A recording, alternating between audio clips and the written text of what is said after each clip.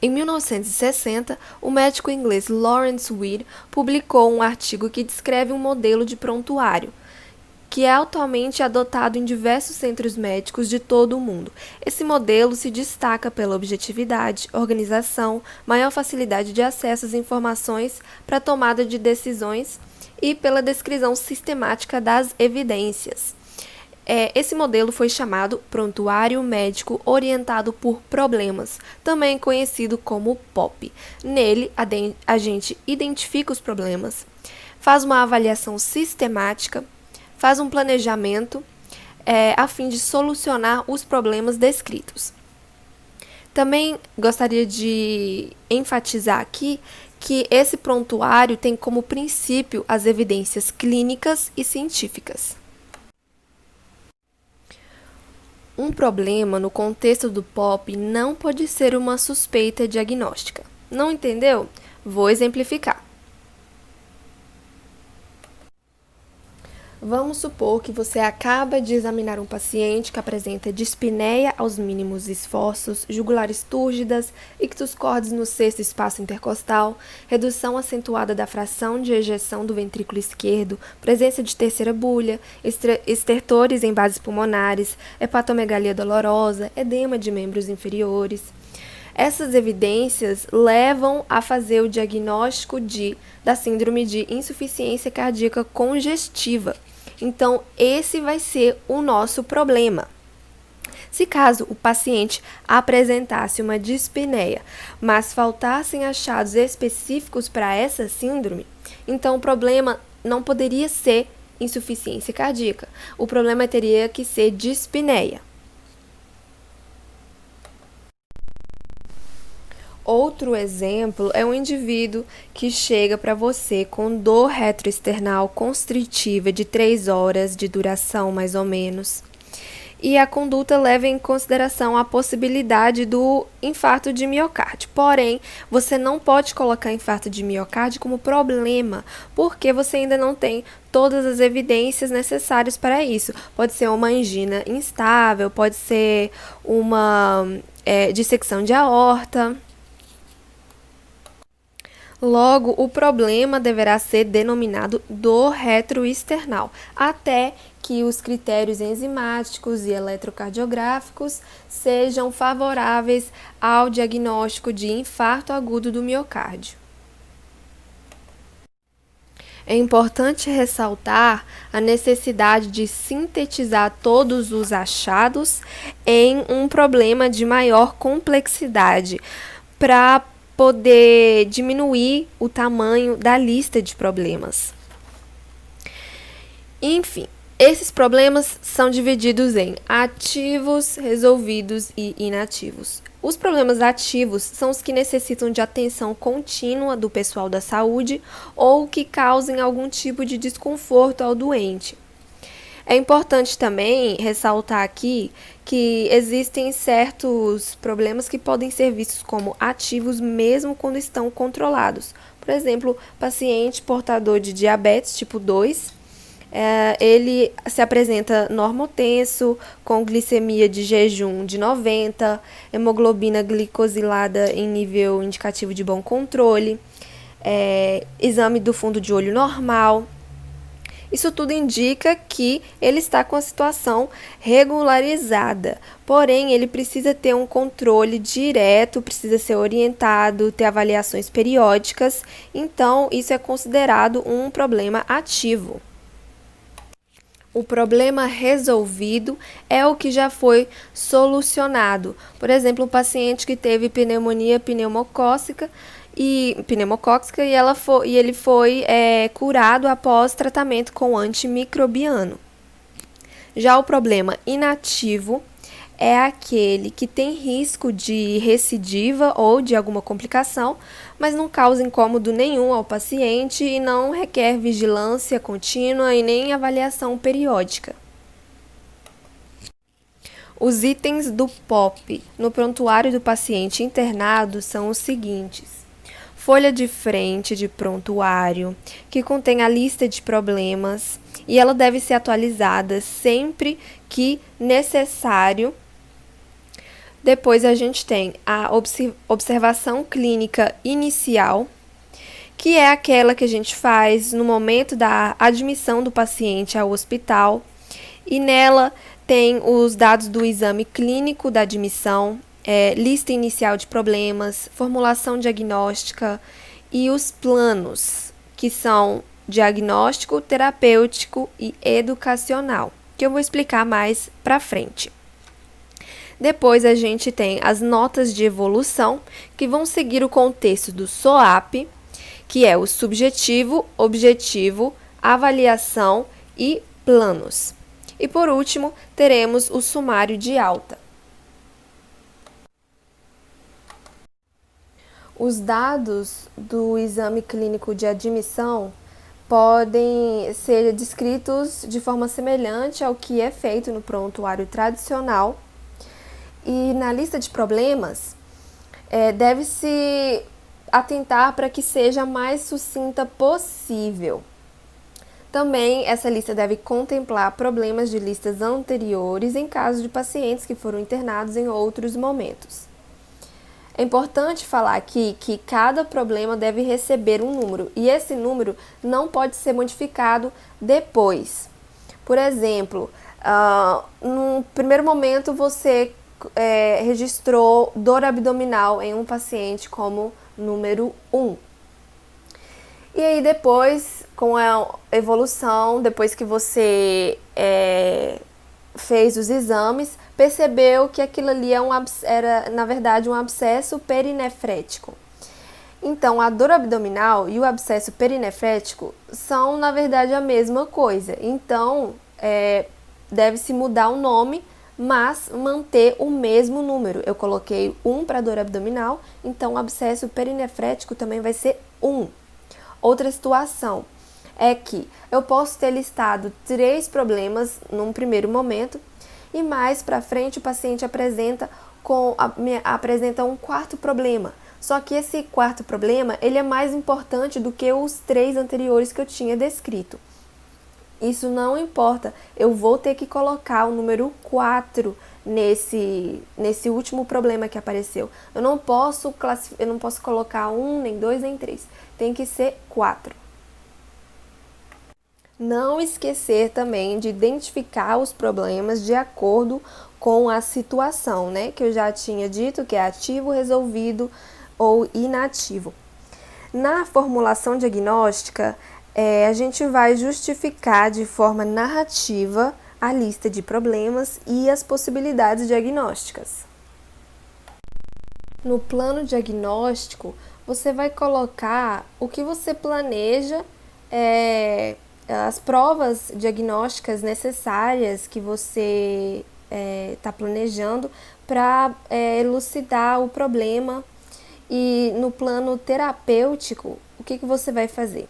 Você vai registrar as indicações terapêuticas planejadas para resolver ou manejar o problema da pessoa. Por exemplo, todos os medicamentos que você for passar, dietas, mudanças de hábitos e etc.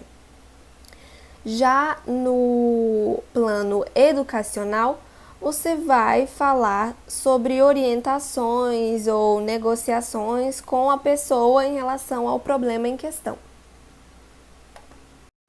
Falando um pouquinho melhor sobre o SOAP, no subjetivo a gente vai anotar as informações recolhidas na entrevista clínica sobre o motivo da consulta. Isso inclui também as impressões subjetivas do profissional de saúde, também as expressadas pela pessoa que está sendo cuidada.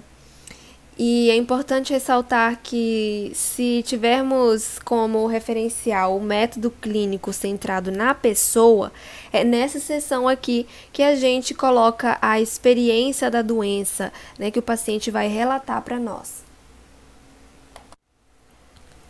No objetivo, a gente vai colocar os dados dos exames complementares, dos exames laboratoriais, também os dados do exame físico. Na avaliação, nós vamos colocar conclusões sobre a situação do paciente, os pensamentos relativos e a resposta ao tratamento. Já nos planos, eu já tinha citado anteriormente, mas aí tem o diagnóstico, o terapêutico, o educacional, e então a gente vai, né, colocar aí os exames a serem solicitados, as razões pela solicitação, as razões por que você escolheu tal planejamento terapêutico. Você vai colocar tudo que você vai planejar para poder manejar o caso do paciente. Comentando rapidinho sobre o sumário de alta, aqui a gente deve conseguir fazer uma breve leitura da evolução dos problemas ativos mais relevantes e do que foi planejado. O objetivo dele é facilitar o acompanhamento do paciente e oferecer apoio para decisões quando o paciente retorna ao ambulatório ou quando ele é hospitalizado novamente. Para poder ajudar na compreensão, eu vou colocar aqui um exemplo que eu peguei do material que está na descrição desse vídeo. Se vocês quiserem dar uma olhada para poder complementar os estudos, dá uma olhada lá. Então, vamos imaginar que chegou na enfermaria um paciente jovem com febre prolongada, hepatoesplenomegalia e anemia. Aqui é a folha de frente do prontuário, em cima tem os dados básicos do paciente e aí a lista de problemas. Temos as datas em que foram anotadas, né, de cada problema, né, que surgiu. E nesse caso, esse paciente tem como problema principal a febre prolongada. Aqui tem a situação ativa ou resolvida e inativa. Nesse caso, foi resolvido o problema 5, que é uma hérnia umbilical que foi operada. Aqui tem a área de suspeitas diagnósticas. Ele colocou aqui, né, suspeita diagnóstica, salmonelose de curso prolongado e calazar. Nesse caso, ele colocou salmonelose primeiro, porque ele acredita que existe mais chance de ser isso. Se ele pensasse que o calazar era mais provável ser calazar, ele colocava antes da salmonelose. Também tem uma seção de observações aqui. Aí, o que ele fez? Um exemplo. O problema 4, insuficiência renal, que é um problema ativo, ele colocou como suspeita insuficiência renal aguda, pré-renal, e na observação ele colocou considerar nefrite intersticial. Aqui no exame clínico da admissão, a gente vai ter todos aqueles pontos básicos da anamnese tradicional, né? A gente vai ter queixa principal, história da doença atual, história social, exame físico, antecedentes médicos, antecedentes familiares e etc. Aqui na lista de problemas, a gente coloca os ativos, os resolvidos e os inativos, a numeração certinha, a data. E aí nós vamos para a formulação diagnóstica. Esse aqui é um exemplo de como seria escrita uma formulação diagnóstica. Considerando que se trata de um paciente jovem com febre de longa duração, hepatoesplenomegalia, anemia, queda do estado geral e procedente de zona rural da Bahia, as etiologias mais prováveis são enterobacteriose de curso prolongado e calazar. Então, a gente percebe que ele explicou o porquê, o raciocínio que ele teve para formular esse diagnóstico. Também colocou as outras possibilidades, que aqui ele citou linfoma, e ele também colocou que falou sobre todos os problemas, né? Sobre a insuficiência renal também, que isso pode ser secundária a uma hipovolemia.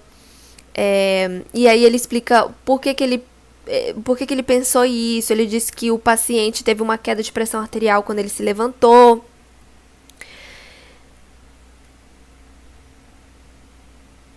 Ele também relatou aqui uns resultados de exames laboratoriais. Assim, por cima, ele colocou que a presença de proteinúria, hematúria, isso pode ter como etiologia nefrite intersticial bacteriana no curso de bacteremia, mas que não pode afastar a glomerulonefrite crônica. Enfim, você vai colocar todo o seu raciocínio clínico nessa parte. No plano diagnóstico, a gente vai separar o plano para cada problema. Aqui um exemplo, problemas 1 e 2, que é febre prolongada e hepatoesplenomegalia. Ele colocou avaliar a possibilidade de salmonelose ou outra causa de enterobacteriose de curso prolongado e afastar calazar e linfoma. Aí ele colocou aqui embaixo os outros planos diagnósticos e os exames complementares, né? Exames solicitados, na verdade. Colocou todos que ele pediu aqui, nossa, vários, para cada problema. Tá vendo, ó, para o problema 4, tal coisa. Aqui, aplicável ao problema 3. Então, você tem que tentar deixar o mais organizado possível. No plano terapêutico, ele colocou que para os problemas 1 e 2 deve-se iniciar antibiótico ciprofloxacina e oxaniquina, que é um medicamento para tratar esquistossomose. Caso os dados laboratoriais corroborem o pensamento de salmonelose de curso prolongado. E aí, no plano educacional, ele colocou que ele explicou a necessidade de realizar as colheitas de sangue, falou sobre os cuidados com as fezes. Então, aqui também a gente faz a promoção da saúde e toda e qualquer orientação que a gente for dar para o nosso paciente. Aqui temos um exemplo de notas de evolução. Percebe-se que ele juntou o problema 1 e 2. E isso aqui vai passar a ser chamado salmonelose de curso prolongado, tem que mudar. E ele juntou porque ele sabe que essa salmonelose resulta da fusão da febre prolongada e da hepatoesplenomegalia. Também percebe-se que o problema 5 não está aqui. O que era o problema 5? Era a cirurgia para correção da hérnia umbilical. Então, aqui ele só colocou os problemas ativos. Percebe-se também que surgiu um novo problema, que é o 6, que foi constatado posteriormente, que ele está com esquistossomose. O problema 4 tá aqui insuficiência renal, mas depois ele vai mudar para insuficiência renal aguda, porque teve evidências para isso. E aqui tem o SOAP e aqui no subjetivo, né, um exemplo. É tudo que o paciente for te falar, a experiência dele. Sente-se bem, acha que não teve febre. O objetivo, os dados do exame físico, os exames laboratoriais. Na avaliação, aí ele coloca, né, que ele confirmou que é salmonelose de curso prolongado e colocou, né, o resultado do parasitológico. E, enfim, ele atualizou